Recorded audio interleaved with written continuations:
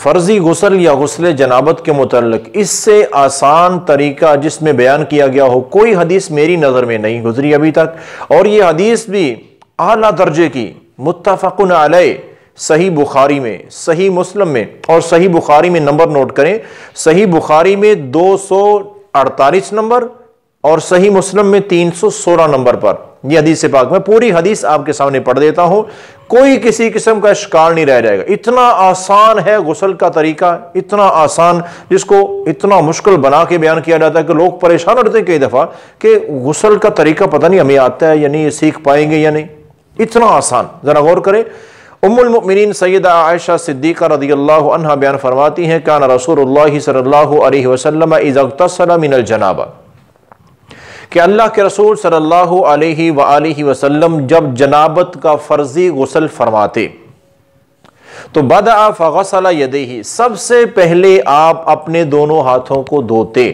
میں پوری حدیث کا پہلے ترجمہ کر دوں، پھر اور بھی مزید آسان اپنی زبان میں سمجھا دوں گا۔ نمبر 1، آپ اپنے دونوں ہاتھوں کو سب سے پہلے دھوتے۔ نمبر 2، آپ صلی اللہ علیہ وسلم استنجا فرماتے، اپنی شرمگاہ کو دھوتے، اور طریقہ یہ ہوتا تھا کہ آپ دائیں ہاتھ سے ٹپ سے پانی لیتے اور دائیں ہاتھ سے پانی لے کر ڈالتے اور بائیں ہاتھ سے شرمگاہ کو آپ دھوتے تھے۔ نمبر 3، ثم یتوضأ کما یتوضأ للصلاۃ، پھر اللہ کے رسول صلی اللہ علیہ وسلم مکمل وضو کرتے جیسے نماز کے لیے وضو کیا جاتا ہے۔ صحیح بخاری صحیح مسلم کے میں یہ الفاظ پڑھ رہا ہوں حدیث کے، مکمل وضو، نماز جیسا وضو، کوئی کسی قسم کی رد و بدل نہیں ہے۔ نمبر 4، ثم يدخل اصابعه في الماء فيخلل بها اصول شعره، پھر آپ دونوں ہاتھوں کو پانی کے اندر ڈبوتے اور نکالتے اور اپنے بالوں کا خلال کرتے، پورے سر کے بالوں، کہیں بالوں کی جڑوں تک خشکی نہ رہ جائے۔ نمبر 4۔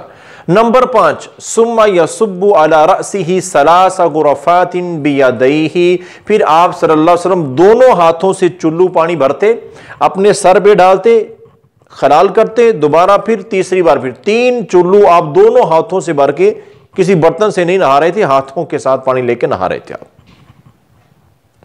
نمبر 6، ثم یفیض الماء علی جلدہ کلہ، اس کے بعد 3 چلو سر پہ ڈالنے کے بعد پیارے نبی صلی اللہ علیہ وسلم اپنے سارے جسم کو دھو لیتے تھے، اور دائیں طرف سے شروع کرتے جسم کو دھونا اور پورے جسم کو مکمل دھو لیتے۔ یہاں پر متفق علیہ روایت صحیح بخاری کی مکمل ہو چکی ہے۔ 6 پوائنٹ، اب ذرا غور کریں۔ سب سے پہلے آپ صلی اللہ علیہ وسلم ہاتھ کیوں دھوتے تھے؟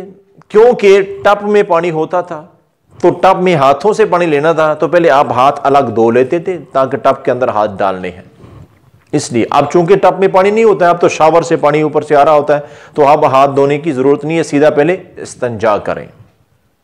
ٹھیک ہے، اب دوسری چیز، استنجا کرنے کے بعد اپنے ہاتھوں کو مٹی سے دھو لیں، صابن سے دھو لیں، اور اس کے بعد مکمل وضو کریں۔ تو یہ آسان، بالکل آسان طریقہ ہے جو نبی کریم صلی اللہ علیہ وسلم نے بیان کر دیا۔ میں پھر بیان کر دیتا ہوں آسان لفظوں میں۔ نمبر 1، اور یاد رکھیں جب غسل خانے میں داخل ہو رہے ہیں نا تو باہر بسم اللہ پڑھ کے داخل ہوا کریں، تاکہ وضو سے پہلے بسم اللہ شرط ہے۔ اور اگر بھول جائیں، غسل بالکل کرنے لگے ہیں، اس وقت یاد آیا ہے، کپڑے اتار لیے ہیں، اب یاد آیا، تو بغیر آواز کے دل میں بسم اللہ پڑھ سکتے ہیں، کوئی حرج نہیں ہے۔ اب نمبر 1 بسم اللہ پڑھنی ہے، نمبر 2 باہر بسم اللہ پڑھ کے جانا ہے۔ تو غسل کے طریقے میں تو نمبر 1 پر ہے سب سے پہلے استنجا کریں، دوسرے نمبر پر مکمل وضو کریں نماز کی طرح، اور تیسرے نمبر پر 3 چلو سر پہ ڈالیں، تو شاور سے پانی آ رہا ہے تو پھر سر کو دھوئیں، اچھی طرح خلال کریں، بال خشک نہ رہیں، کیونکہ اللہ کے رسول صلی اللہ علیہ وآلہ وسلم کے بڑے بڑے بال تھے، آپ کے بال تو کندھوں تک آتے تھے، اس لیے اچھی طرح آپ خلال کرتے تھے۔